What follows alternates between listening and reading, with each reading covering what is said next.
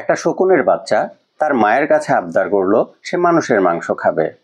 এখন শকুনের মা তো খুব বেশি টেনশনে পড়ে গেল, কারণ সে তার বাচ্চার কোনো আবদারই অপূর্ণ রাখে না। এখন সে ভাবতে লাগলো তার বাচ্চা যেহেতু মানুষের মাংস খাওয়ার আবদার করেছে, এখন তার আবদারটা তার পূরণ করতে হবে। কিন্তু সে কিভাবে পূরণ করবে? সে তো মানুষের মাংস চাইলেই পাবে না। তাই সে মানুষের মাংস সংগ্রহ করার জন্য সেখান থেকে উড়ে গেল। উড়ে যাওয়ার পরে কোথাও সে মানুষের মাংস পেল না, কারণ চাইলেই তো আর এটা সম্ভব না। তারপর সে দেখলো একটা মুরগি পড়ে আছে। তারপর সে চালাকি করে মুরগির মাংস নিয়ে আসলো। তারপর শকুনের বাচ্চাটা মুরগির মাংসটা মুখে দেওয়ার পরেই সে বুঝতে পারলো যে তার মা তাকে মিথ্যা বলেছে, সেটা ছিল মুরগির মাংস। তারপর বাচ্চাটা মুখ থেকে মুরগির মাংসটা ফেলে দিল। তারপর বলল, মা তুমি আমাকে কি খাইয়েছো? আমি তো মুরগির মাংস খেতে চাইনি, আমি যা চেয়েছি আমাকে তাই দাও। এখন শকুনের বাচ্চাটা তো পড়ে গেল মহা বিপদে। এখন শকুনের মাটাও ভাবলো, যেহেতু তার বাচ্চাটা খেতেই চেয়েছে, তাকে বিকল্প কোনো উপায়ে এটা তাকে খেতে দিতেই হবে। তারপর সে উড়ে গেল। উড়ে অনেক ঘুরলো, অনেক ঘুরে কোথাও সে মানুষের মাংস পেল না।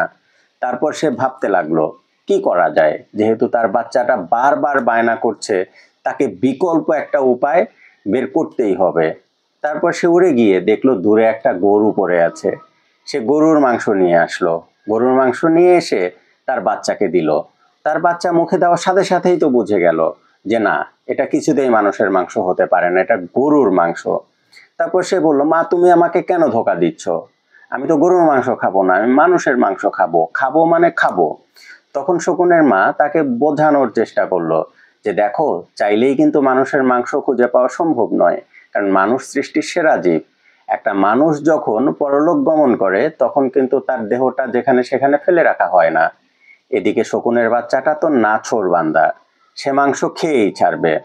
তখন শকুনের মা উড়ে গেল। উড়ে গিয়ে ভাবতে লাগলো যে কিভাবে তার বাচ্চার জন্য মানুষের মাংস জোগাড় করতে পারে, কারণ সে তো কিছুতেই তার বাচ্চার ইচ্ছা অপূর্ণ রাখে না।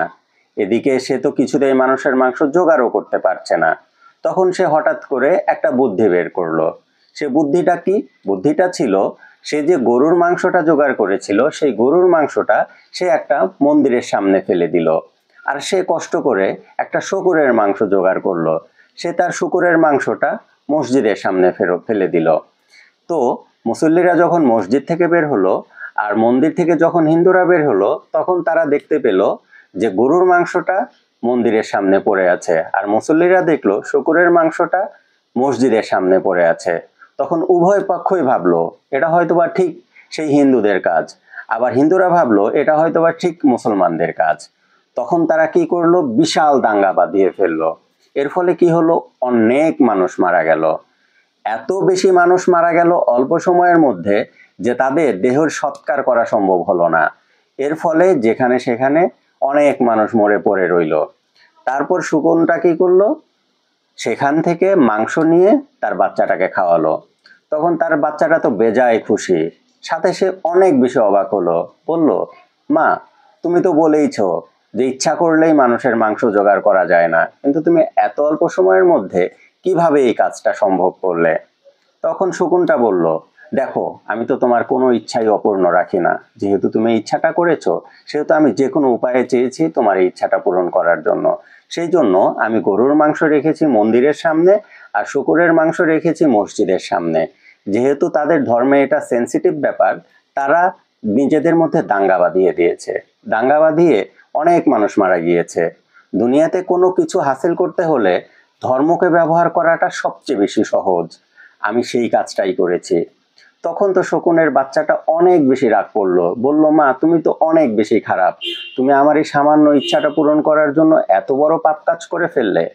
তখন শকুনের মাটা বলল যে দেখো, আমি তোমাকে বারবার বোঝানোর চেষ্টা করেছি, যখন নিজের দরকার পড়ে, নিজের চাহিদা মেটানোর প্রয়োজন পড়ে, তখন কিন্তু মানুষ কোনটা ভালো কোনটা মন্দ এই জিনিসগুলো চিন্তা করে না। আমি তোমাকে বোঝানোর চেষ্টা করেছি, তুমি বোঝোনি, তোমার চাওয়ার দাম আমার কাছে সবচেয়ে বেশি। আমি আমার গুরুত্বটা, আমি আমার চাহিদাটা পূরণ করার চেষ্টা করেছি। আর আমরা তো জানি যে দুনিয়াতে সবচেয়ে বেশি নিজেদের স্বার্থ রক্ষার জন্য ব্যবহৃত হয় ধর্ম, সেটা যে দেশেই হোক না কেন। ধর্মের সাহায্যে মানুষের চাহিদা, মানুষের লক্ষ্য খুব সহজে পূরণ করা যায়। যেমন রাজনৈতিক নেতারা এই কাজটাই করে, সেটা যে দেশেই হোক। যেমন সিরিয়া ইসরায়েল বলো, বাংলাদেশ বলো, ইন্ডিয়া বলো, ইন্ডিয়ায় যখন নির্বাচন আসে বা কোনো ইস্যু তৈরি হয় তখন তারা কি করে, পাকিস্তানের সাথে একটা দাঙ্গা বাঁধিয়ে দেয়। তখন কি হয়, সমগ্র ইন্ডিয়ানরা একসাথে হয়ে যায়। বাংলাদেশেও এমন অনেকবার হয়েছে, যখন কোনো পলিটিক্যাল পার্টির কোনো স্বার্থ রক্ষা করতে হয়েছে তখন তারা ধর্মকে ব্যবহার করেছে। ধর্মই স্বার্থ সিদ্ধি হাসিলের সবচেয়ে সহজ উপায়। আমি সেই কাজটাই করেছি। তখন শকুনের বাচ্চাটা বুঝতে পারলো যে দুনিয়াতে কিসের জন্য এত বেশি হাঙ্গামা, কিসের জন্য এত বেশি দ্বন্দ্ব। যাই হোক বন্ধুরা, এটা একটা স্টোরি ছিল, এটা একটা রূপক গল্প ছিল। এই গল্পের সাহায্যে আমরা বোঝানোর চেষ্টা করেছি যে কিছু স্বার্থান্বেষী মানুষ চাইলেই আমাদেরকে ধর্ম ব্যবহার করে তাদের রাজনৈতিক ফায়দা বা ব্যক্তিগত ফায়দা হাসিল করতে পারে। আমাদের সেই জন্য সবসময় সচেতন থাকতে হবে। যাই হোক, কেমন লাগলো আমার এই আজকের এই রূপক গল্পটা? এই রূপক গল্পে কিছু মেসেজ ছিল, সেই মেসেজগুলো আশা করি আপনারা ধরতে পেরেছেন। আজকে এই পর্যন্তই, এরপরে নতুন কোনো গল্প নিয়ে আসবো। আসসালামু আলাইকুম।